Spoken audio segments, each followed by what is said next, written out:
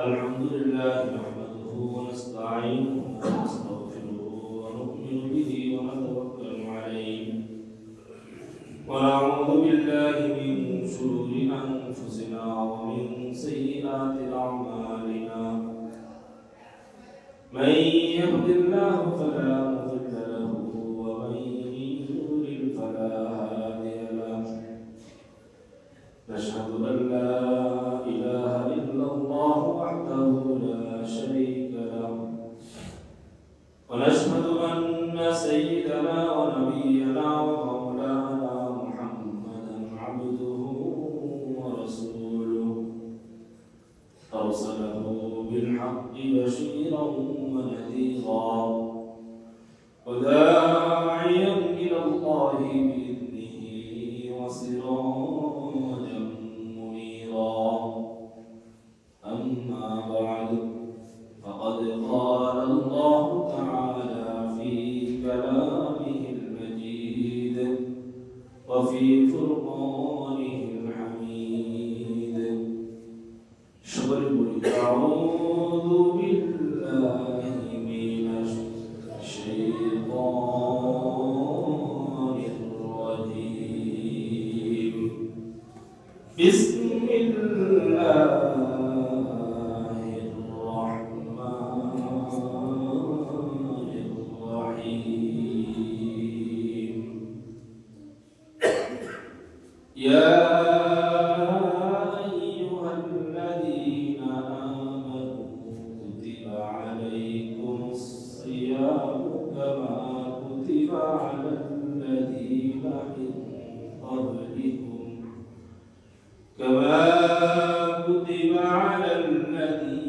من قبلكم لعلكم تتقون وقال رسول الله صلى الله عليه وسلم يا أيها الناس قد أظلكم شهر عظيم شهر مباركة شهر فيه ليلة خير من ألف شهر وقال رسول الله صلى الله عليه وسلم في حديث آخر شعبان شهري ورمضان شهر الله أو كما قال النبي عليه الصلاة والسلام صدق الله المولانا العظيم وصدق رسوله النبي الكريم ونحن على ذلك لمن الشاهدين والذاكرين والحمد لله رب العالمين اللهم صل على محمد وعلى آل محمد كما صليت على إبراهيم وعلى آل إبراهيم إنك حميد مجيد اللهم بارك على محمد وعلى آل محمد كما باركت على إبراهيم وعلى آل إبراهيم إنك حميد مجيد الحمد لله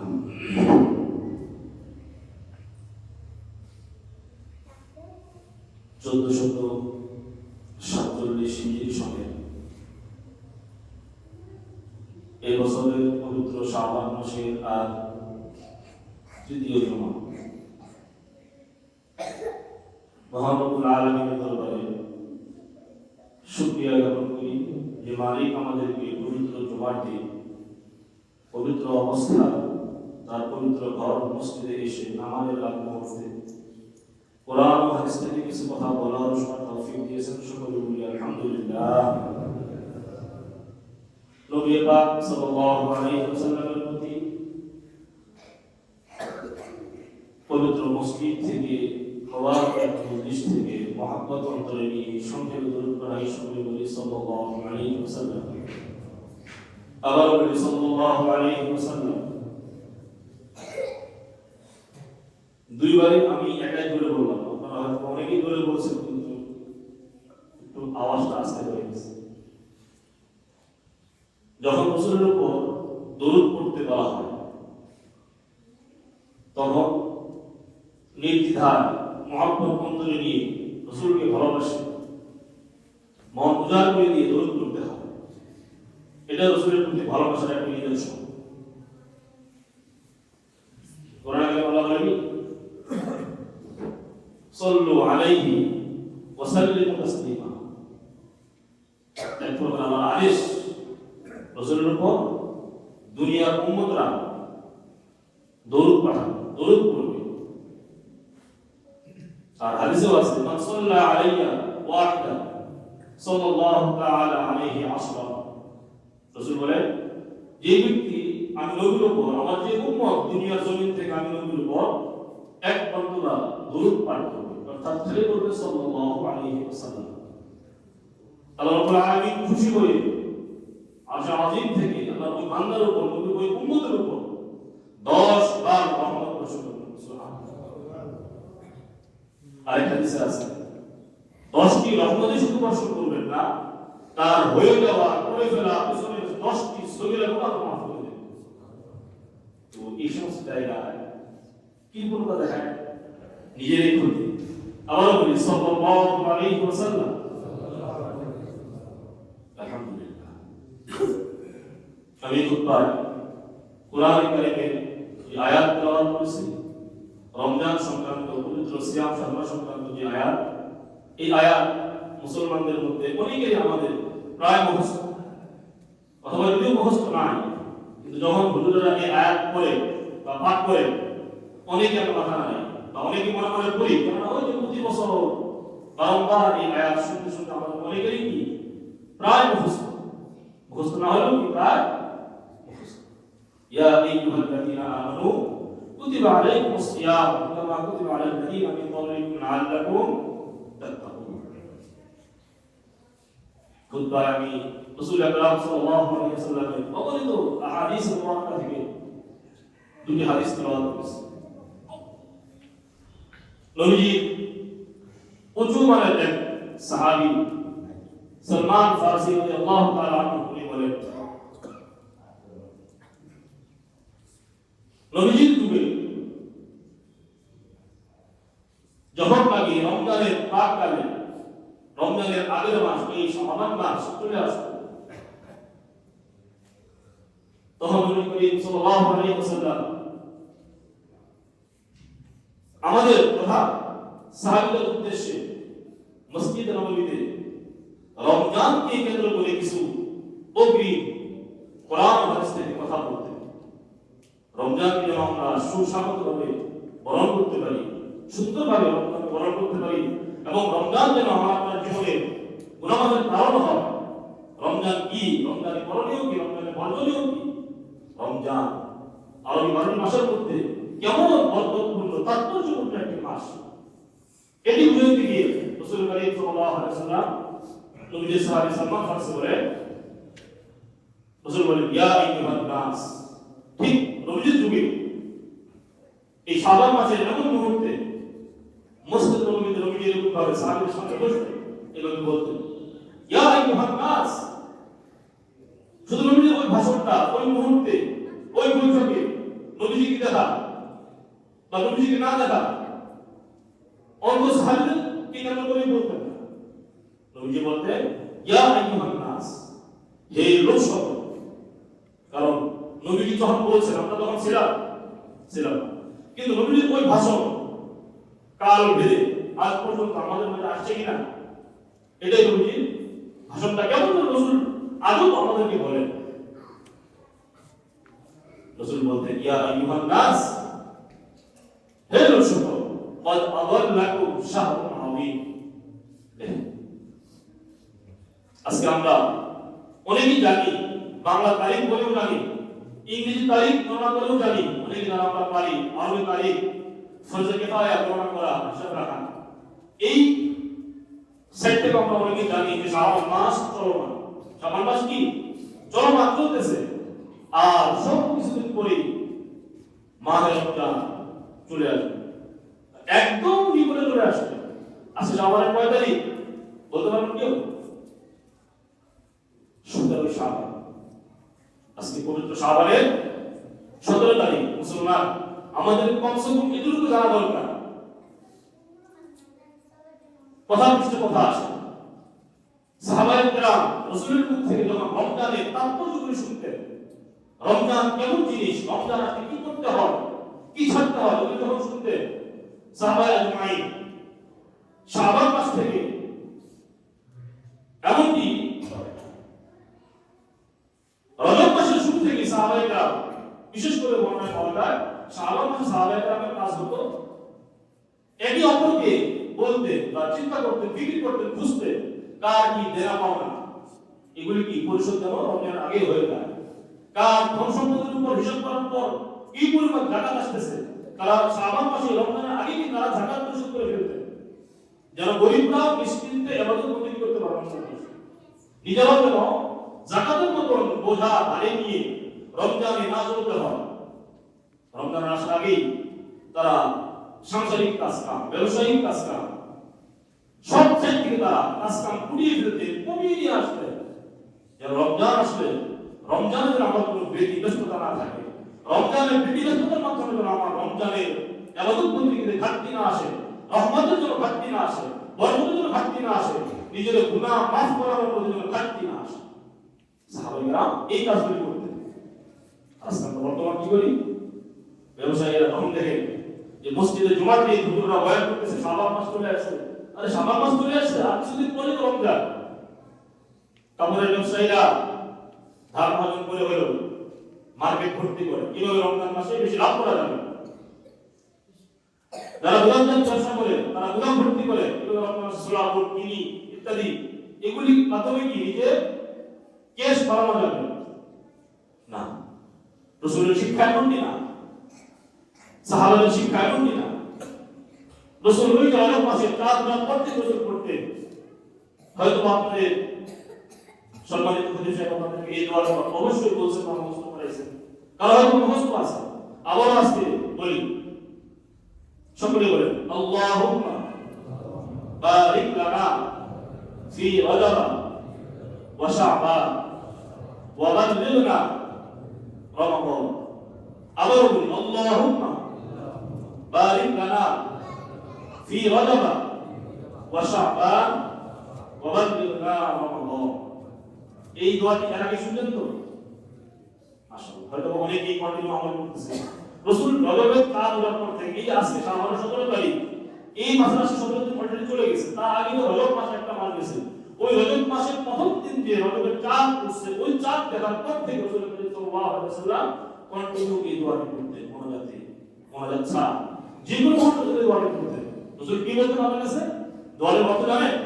রাসূল বলতেন, দেখেন রাসূল নবী হওয়া সত্ত্বেও, রাসূল হওয়া সত্ত্বেও রব্বুল আলামিনের কাছে রমজান মাসে, রজব মাস থেকে রমজান যেন বেশি আমল ইবাদত বন্দেগী করতে পারে, যেন ব্যতিব্যস্ততা না থাকে, এই কারণে হায়াত চেয়ে নিতেন, সময়ের বরকত চেয়ে নিতেন, রাসূল চেয়ে নিতেন। যদি রাসূল চাইতে পারে, আমার উপরে চাওয়া ফরজ না? ফরজ মনে করতে হবে। যদি আমি আপনাকে বিষয়টাকে গুরুত্ব না দিই, অন্তরে গুরুত্ব আসবে না, অন্তর বহন গুরুত্ব আসবে না। রাসূল বলতেন আল্লাহুম্মা হে আল্লাহ বারিক লানা, আপনি আমার সময়ে, হায়াতে, কাজে, কর্মে আমাদের বরকত দেন। কি রজব আর শাবান, এই রজব মাস এবং শাবান মাস, এই দুই মাসে কি আপনি আমার হায়াতে, ইবাদতে বরকত দেন, কাজে কর্মে বরকত দেন। আল্লাহ যে রজব এবং শাবান বরকত দিয়ে দিবেন বা দিবেন, যদি দিয়ে দেন তাহলে রমজান শুরু থেকে নিয়ে শেষ পর্যন্ত পৌঁছিয়ে দেবে এই বরকতের অবস্থা। আল্লাহ যদি রজব এবং শাবান আপনাকে বরকত দিয়ে থাকেন, ইবাদত বন্দেগী বেশি বেশি করা, তাসবিহ তাহলিল বেশি বেশি করা, নফল নামাজ বেশি বেশি করা, নফল রোজা বেশি বেশি করা, তাহলে আল্লাহ আরেকটু চাইতে পারে, আরেকটু চেয়ে নিচ্ছে। ওয়াবাল্লিগনা রমাদান, আপনি আমাকে এই বরকতময় অবস্থায় রমজানের শেষ পর্যন্ত পৌঁছায়। রাসূল এই দোয়া করতেন, রাসূল এই চাওয়া চাইতেন। রাসূলের উম্মত হিসেবে কি আমাদেরকে চাইতে হবে এগুলি? অবশ্যই। আজকে রমজান, আজকে শাবানের 17 তারিখ চলে যাচ্ছে, আর সব কিছুদিন পরে এমন মুহূর্তে রাসূল সাল্লাল্লাহু আলাইহি ওয়াসাল্লাম বলতেন সাহাবীদেরকে আরো সতর্ক হওয়ার জন্য, ইয়া আইয়ুহান নাস ক্বাদ আযাল্লাকুম শাহরুন আযীম, মনে রাখো, সচেতন হও, জাগ্রত হও, বিবেক জাগ্রত করো, ব্যস্ততা কমাও, কেননা অচিরেই তোমাদের উপর মহান এক মাস, শাহরুল আযীম, মহান এক মাস তোমাদের উপর ছায়াপাত করছে, অচিরেই আসছে। আমরা বলি না সতর্ক হয়ে যাও, স্টুডেন্টরা আমরা বলি সতর্ক হয়ে যাও, হুজুর আসছে, বাকি মাস্টার সাহেব আসছে, টিচার আসতেছে, ছাত্ররা কি সতর্ক হয়ে যায়? কেন সতর্ক হয়? হুজুর আসার পরে বা বড়রা আসার পরে বা বাবা আসার পরে, মা সন্তানকে ধমক দেয়, বাবা আসার পরে আর কি কোনো উল্টা পাল্টা এদিক সেদিক দৌড়াদৌড়ি করা যাবে না, বাবা মার দিবে, বাবা শাসন করবে, এই ভয়ে, ঠিক মুসলমানকে এই ভয়ে চলতে হবে। রাসূলের শিক্ষা শাহরুল আযীম, তোমাদের উপর অচিরেই শাহরুল আযীম অর্থাৎ পবিত্র রমজান মাস, মহান এক মাস, রহমত নিয়ে, বরকত নিয়ে, মাগফিরাত নিয়ে ছায়াপাত করার জন্য আসছে। তোমরা এখনই প্রস্তুতি নাওনি? এখনো তোমরা প্রস্তুতি নাও নাই? তোমরা এখনো দুনিয়ার প্রতি গাফেল? না, আর গাফেল থাকিও না, প্রস্তুতি নিয়ে নাও। মাঝে মধ্যে একটা কথা বলে থাকি, রজব মাসের শুরু থেকে রাসূল সাল্লাল্লাহু আলাইহি ওয়াসাল্লাম দোয়া করতেন, রাসূল আমাদেরকে এটাই বুঝাইতেন, রমজানের মতো একটি বরকতপূর্ণ মাস পুরোপুরি যদি আমলে কাটাতে চাই আমরা কেউ, তাহলে আমরা যেন পূর্ব প্রস্তুতিমূলক রজব থেকে আমলের প্রস্তুতি নেওয়া শুরু করি। রজব মাসের তাৎপর্যের মধ্যে আল্লামা ইবনে জাসসাস, ইমাম ইবনে জাসসাস রাহমাতুল্লাহ আলাইহি, উনি ওনার লিখিত একটি গ্রন্থ আহকামুল কোরআন বলেন, কোরআনের আয়াতে ফালা তাযলিমু ফীহিন্না আনফুসাকুম, ওই আয়াতের কথা উনি বলেন রজব শাবান এই দুই মাসে যখন আল্লাহর বান্দারা নবীর কোন উম্মত তারা যেন বেশি মাত্রায় গুনাহ না করে, তার মানে কি কম মাত্রায় করা যাবে না? উনি ব্যাখ্যায় বলে অর্থাৎ এই মাস থেকে, রজব মাস থেকে যেন দুনিয়ার বান্দারা, দুনিয়ার মানুষ সকল যেন গুনাহ করার চাহিদা কমিয়ে ফেলে, গুনাহ করার প্রবণতা কমিয়ে ফেলে, অর্থাৎ গুনাহ ছেড়ে দেওয়ার অভ্যাসে পরিণত হয়ে যায়, নিজের নফসকে অভ্যাস পরিণত করে।